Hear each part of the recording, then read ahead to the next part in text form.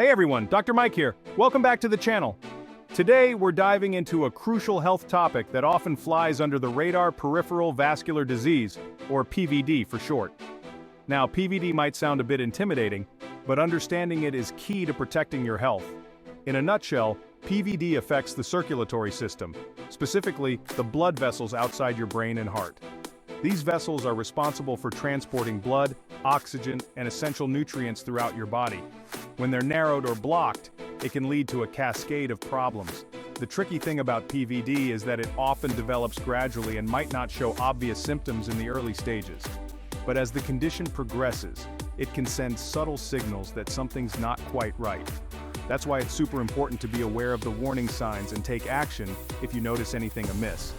So, in this video, we're going to break down the top 10 unmistakable signs that your body might be battling PVD. We'll discuss what causes these symptoms, why they're red flags, and what you can do to address them. Remember, knowledge is power when it comes to your health. Our first sign on the list is claudication. Now, this might sound like a complicated medical term, but it's actually a pretty straightforward concept. Claudication refers to a type of pain that you feel in your muscles, typically in your legs, but sometimes in your arms during physical activity. Imagine this: you're going for a walk, and suddenly you feel a deep, aching pain in your calves. It might feel like cramping, tightness, or even a burning sensation. But here's the catch: the pain usually subsides when you rest for a bit. This on-again, off-again pattern is a classic hallmark of claudication. So, what exactly causes this pain? Well, it all boils down to blood flow. When your arteries are narrowed or blocked due to PVD, your muscles don't receive enough oxygen-rich blood during activity. This lack of oxygen triggers the pain signals in your muscles, essentially telling you to slow down and give them a break. Now, it's important to note that claudication pain can vary in intensity. Some people experience mild discomfort, while others describe it as debilitating. Regardless of the severity, it's a sign that something's interfering with your blood circulation and needs to be addressed. Let's move on to our second sign: fatigue. Now, we all experience fatigue from time to time, right? It's a normal part of life, especially after a long day or a strenuous workout. But when it comes to PVD, fatigue takes on a whole different meaning. See, the fatigue associated with PVD isn't your run-of-the-mill tiredness. It's a persistent, unexplained lack of energy that primarily affects your limbs, particularly your legs. You might feel heavy, sluggish, and find it surprisingly difficult to perform everyday tasks that you once handled with ease. This debilitating fatigue stems from the same root cause as claudication: poor blood circulation. When your leg muscles don't receive enough oxygen and nutrients due to narrowed arteries, they simply can't function optimally. It's like trying to run a car on an empty tank. You're not going to get very far. So if you constantly feel like your legs are dragging you down, despite getting enough sleep and maintaining a healthy lifestyle, it's time to consider PVD as a possible culprit. Don't dismiss it as just getting older. Your body might be trying to tell you something crucial. We've all experienced the occasional scrape or cut, right? But imagine a world where those minor injuries turn into stubborn wounds that refuse to heal. That's a harsh reality for many living with peripheral vascular disease, or PVD. See, PVD wreaks havoc on your circulatory system, particularly those crucial blood vessels in your legs and feet. And when blood flow is compromised, so is your body's ability to heal. Now, these ulcers aren't just unsightly, they can be downright painful. Imagine a constant, throbbing ache that just won't quit. It's enough to disrupt your sleep, your mood, and your entire quality of life. So, if you or someone you know is battling slow healing wounds, especially on the lower limbs, it's time to take action. Don't brush it off as just taking a while. It could be a sign of something more serious that may need immediate attention. We all know that sun-kissed glow, but what about skin that's unusually pale, even in the absence of sunshine? That, my friends, could be another telltale sign of PVD. You see, healthy blood flow gives your skin that vibrant color we associate with good health. But when PVD restricts blood flow to your extremities, your skin can become pale or even take on a bluish tint. This is especially noticeable in your legs and feet, where circulation is often poorest. Now you might be thinking, my legs are always pale, or I'm just fair-skinned. And while that's a possibility, it's crucial to pay attention to any changes in your skin tone.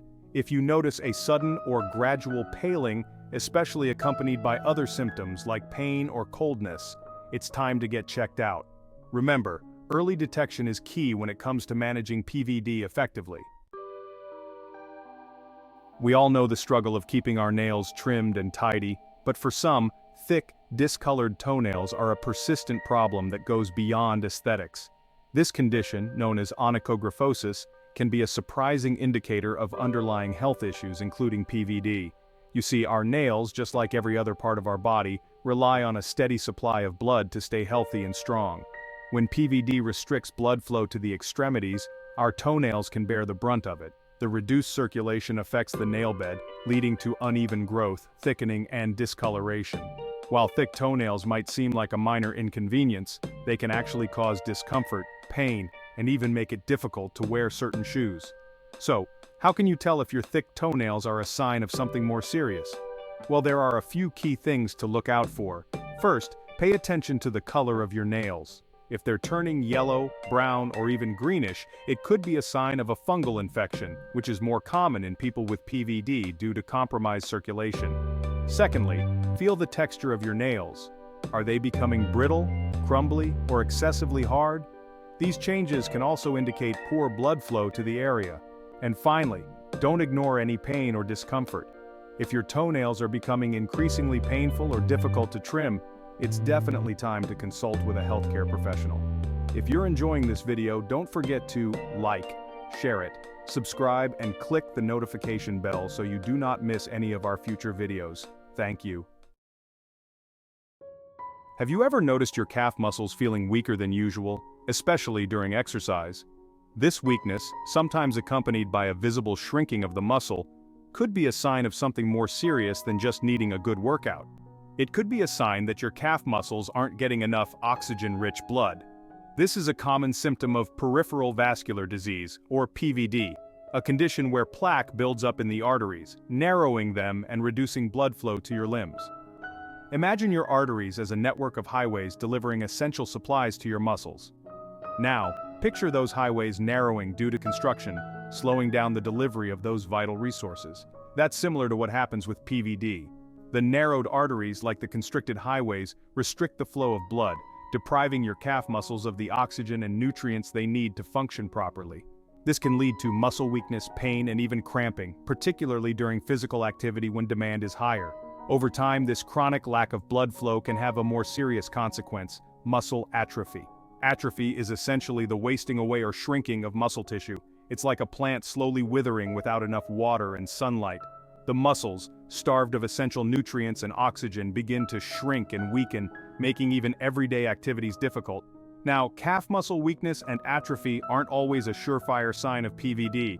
There are other conditions that can cause these symptoms, ranging from nerve damage to simple deconditioning from lack of use. But if you're experiencing unexplained calf muscle weakness, or notice your calves getting smaller, it's crucial to consult with your doctor. They can assess your individual situation, run necessary tests, and determine the underlying cause. Early detection and treatment are key to managing PVD and preventing further complications. You might be surprised to learn that the health of your circulatory system is closely tied to hair growth. Just like any other part of your body, your hair follicles need a steady supply of nutrient-rich blood to thrive. When blood flow is compromised, it can affect hair growth in noticeable ways. Now, you might think hair loss on your feet isn't a big deal, but it can be an early warning sign of PVD. Remember those narrowed arteries we talked about? Well, they don't just affect the muscles, they can also restrict blood flow to the tiny blood vessels that nourish your hair follicles. This reduced blood flow means less oxygen and fewer nutrients reach the hair follicles, essentially starving them and affecting their ability to grow healthy hair. So what does this look like? Well, you might notice that the hair on your feet and toes is thinner than usual or grows more slowly. In some cases, you might even experience patches of hair loss on your feet, a condition known as alopecia. These changes in hair growth can be subtle at first, but they shouldn't be ignored. Now, it's important to remember that hair loss can be caused by a variety of factors, including genetics, hormonal changes, and even stress. However, if you notice sudden or unusual hair loss on your feet, especially in conjunction with other symptoms like leg pain, cramping, or slow healing sores, it's essential to bring it to your doctor's attention. They can help determine whether PVD is a contributing factor and recommend appropriate treatment options. Our bodies have an incredible ability to heal. When you get a cut, scrape, or any other type of wound, your body immediately kicks into repair mode, launching a complex cascade of events to fix the damage. This process involves multiple steps, including clotting to stop bleeding, inflammation to fight off infection, and the formation of new tissue to close the wound. But for this intricate healing process to work efficiently, it relies heavily on a robust blood supply. Blood carries oxygen, nutrients, and essential growth factors to the injured area, providing the building blocks for new tissue growth and fighting off infection. Think of it as a construction crew needing a steady supply of materials to rebuild a damaged structure. Peripheral vascular disease, with its hallmark narrowing of arteries, throws a wrench into this well-orchestrated healing process. The restricted blood flow characteristic of PVD means less oxygen, fewer nutrients, and a weaker immune response reach the wounded area. This creates a less than ideal environment for healing, causing wounds to heal slowly or, in some cases, not heal at all. So if you have PVD and notice that cuts, scrapes, or ulcers on your legs or feet are taking an unusually long time to heal, it's crucial to take it seriously. This delayed healing isn't just an inconvenience. It can increase the risk of infection and other complications. It's essential to consult with your doctor, who can assess the severity of the situation, address any underlying PVD, and recommend appropriate wound care strategies to promote healing and prevent further problems. Alright, let's talk about cold feet. And I don't mean getting cold feet before a big decision. We're talking about a literal chill in your lower extremities. Now, we all get cold feet from time to time, especially in colder weather, but if you're noticing that your feet and legs are consistently cold, even in a warm room, that could be a sign of something more serious. This persistent coldness could be a sign of poor circulation, which is a hallmark of peripheral vascular disease. When blood flow is restricted, less warm blood reaches your extremities, leaving them feeling constantly cold. Now, I know what you're thinking, Dr. Mike, my feet are always cold, but I'm young and healthy. And you're right, cold feet alone don't automatically mean you have PVD. There are other factors like anemia, hypothyroidism, and even smoking that can contribute to cold extremities. If you're experiencing this symptom along with other signs like pain, numbness, or slow healing wounds, then it's time to get checked out. Early detection is key when it comes to PVD, and trust me, you don't want to ignore these warning signs. So what can you do about those perpetually cold feet? Well, the first step is to figure out what's causing the problem. If you're concerned about PVD, don't hesitate to schedule an appointment with your doctor. They can assess your individual risk factors, perform a physical exam, and even order some tests to check your blood flow. Now, while you're waiting for your appointment, there are some things you can do to improve your circulation and warm up those tootsies. Regular exercise like walking or cycling can help improve blood flow throughout your body.